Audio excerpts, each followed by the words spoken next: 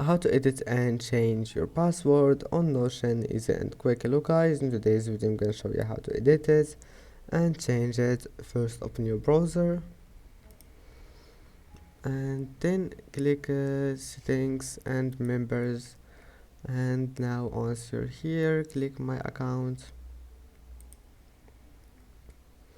and that's it. Now just scroll down until you find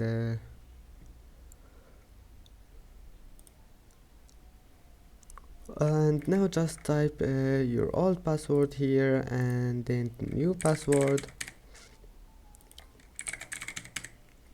and then click change.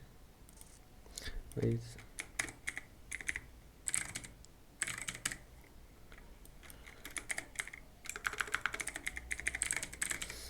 type here the old password and then new password, and type again new password and then click change. I hope that can help you, and that's it for today's video. If you like this video, don't forget to like and don't forget to subscribe, and thank you for watching this video until the end, and see you in the next video.